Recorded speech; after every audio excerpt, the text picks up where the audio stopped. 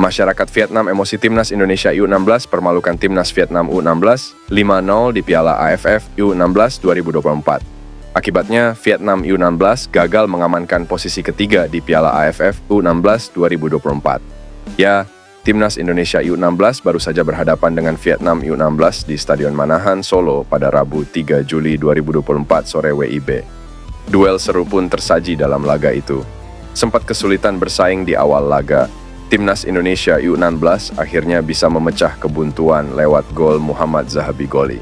Setelah itu, timnas Indonesia U16 tampil menggila sehingga benar-benar membuat Vietnam U16 tak berkutik. 4 gol tambahan dicetak Garuda Asia sehingga bisa menang telak 5-0. Kekalahan telak Vietnam U16 di laga ini jadi sorotan masyarakat Vietnam. Mereka tampak geram dengan timnya yang harus mendapat kekalahan memalukan itu. Rasa geram itu diluapkan di media sosial. Polemik kiper Maarten Paes untuk membela timnas Indonesia akhirnya sedikit menemui titik terang. Seperti diketahui, penjaga gawang berusia 26 itu belum bisa berkostum timnas Garuda meski sudah berstatus sebagai warga negara Indonesia WNI. Maarten Paes belum bisa langsung membela timnas Indonesia karena terganjal statuta FIFA 2022. Namun, mantan anggota eksekutif Exco PSSI, Hassani Abdul Ghani menjelaskan duduk perkara soal kasus Maarten Paes yang hingga kini belum juga tuntas. Menurutnya, kasus Paes seharusnya melewati FIFA terlebih dulu sebelum bisa dibawa ke CAS agar disidangkan. Kalau kita memang nge-apply ke FIFA ditolak, kita masih bisa banding. Kalau bandingnya ditolak, baru kita ke CAS, ujar Hassani. Dia menambahkan, sampai saat ini belum ada konfirmasi langsung dari FIFA apakah banding Maarten Paes ditolak atau tidak. Kasus ini, lanjut Hassani, masih bisa diselesaikan dengan memuaskan, sebab dia melihat ada celah peraturan yang dibuat FIFA. Bahkan, dia menyarankan PSSI untuk terbang langsung ke markas FIFA di Swiss untuk menyelesaikan kasus Maarten Paes. Sebenarnya kasusnya adalah hanya telat beberapa bulan saja ketika membela timnas Belanda, itu pun disebabkan oleh COVID-19, tinggal kita nego, paparnya. Selain itu, Hassani menyebut jika masih ada peluang lain, yaitu dengan dispensasi dari FIFA. Menurutnya, PSSI harus terus berjuang dan melobi FIFA agar Paes bisa segera membela timnas Indonesia. Pelatih timnas Indonesia, Shin Tae-yong mengaku ingin berburu pemain naturalisasi baru untuk memperkuat timnas Indonesia. Shin Tae-yong mengatakan, setelah lolos ke putaran ketiga kualifikasi Piala Dunia 2026, timnas Indonesia akan menghadapi raksasa Asia sehingga membutuhkan talenta-talenta baru. Satu di antara pemain yang bisa dijadikan menjadi alternatif untuk memperoleh pemain keturunan Indonesia dengan kualitas grade A adalah gelandang Crystal Palace, Jairo Riedewald. Jairo Riedewald disebut punya darah Indonesia dari sang nenek yang disebut keturunan Manado. Hassani Abdul Ghani, ex-anggota Exco PSSI, menyampaikan bahwa PSSI sejatinya sudah lama memantau Jairo Riedewald yang bisa bermain sebagai pemain bertahan atau pemain tengah tersebut guna memperkuat timnas Indonesia. Menurut Hassani Abdul Ghani, seseorang yang mengabarinya mengatakan bahwa Jairo Riedewald sejatinya mempunyai darah Manado, bukan Suriname, seperti yang diperkirakan di awal. Tak ayal, pria yang awalnya menjadi wartawan tersebut menjelaskan bahwa melakukan proses naturalisasi kepada Jairo Riedewald akan menjadi keuntungan bagi timnas Indonesia. Kalau benar dan secara administrasi bisa dilengkapi, tentu timnas Indonesia sangat diuntungkan mendapatkan pemain grade A ini. Semoga terjadi, ujar Hassani Abdul Ghani. Pemain berumur 27 tahun itu pernah menimba ilmu di Akademi Klub Besar Belanda, Ajax Amsterdam.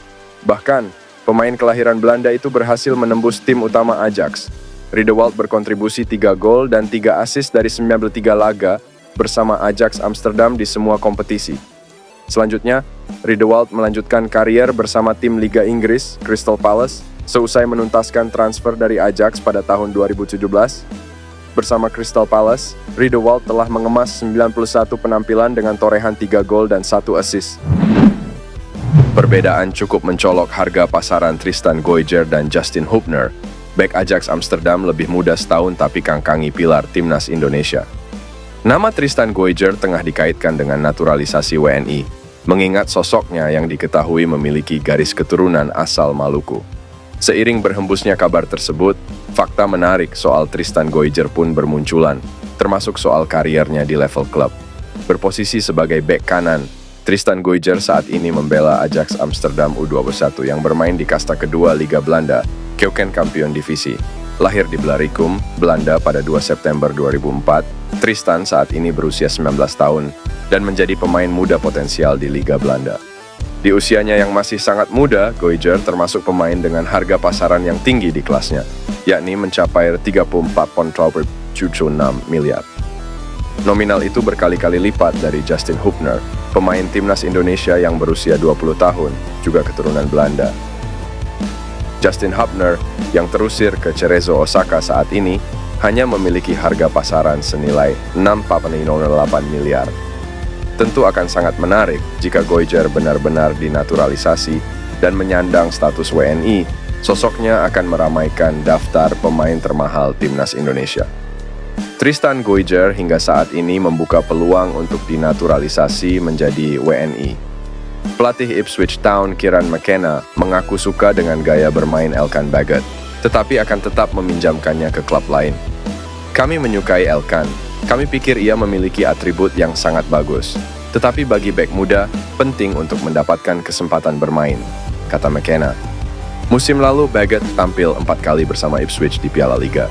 Dari 4 kesempatan bermain itu, bek tengah timnas Indonesia ini menyumbang 1 gol. Pada musim yang sama, selama masa peminjaman di Bristol Rovers, Baggott menjalani 14 pertandingan.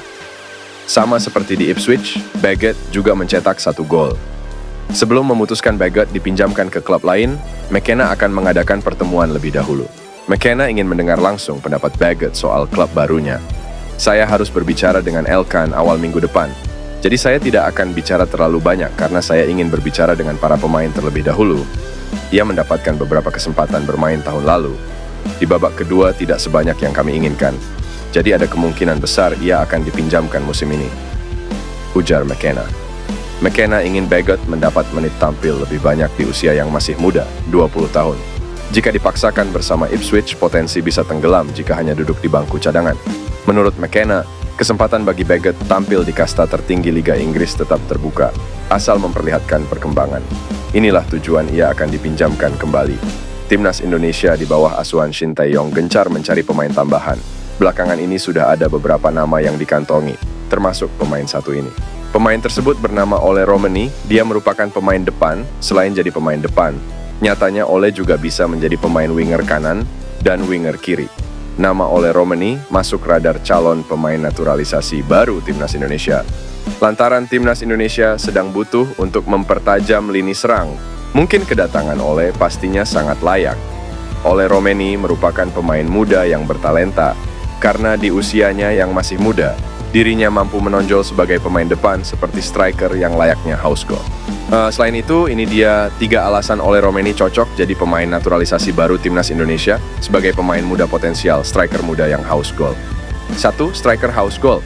Ole Romani sering disebut sebagai striker muda house goal lantaran dirinya sebagai pemain depan atau striker yang berusia 24 tahun benar-benar produktif untuk mencetak suatu gol. Jika berdasarkan statistik total keseluruhan performa berdasarkan kompetisi menurut Transfermarkt, Ole Romani membukukan secara keseluruhan totalnya adalah 39 gol dan 15 assist. 2. Masih usia emas.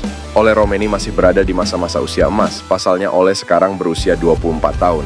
Ole juga merupakan pemain kelahiran Nijmegen, Belanda pada 20 Juni 2004. Ole Romani juga sebagai pemain yang masih muda, bisa dibilang bertalenta dan memiliki potensi karena Ole produktif dalam mencetak gol maupun assist.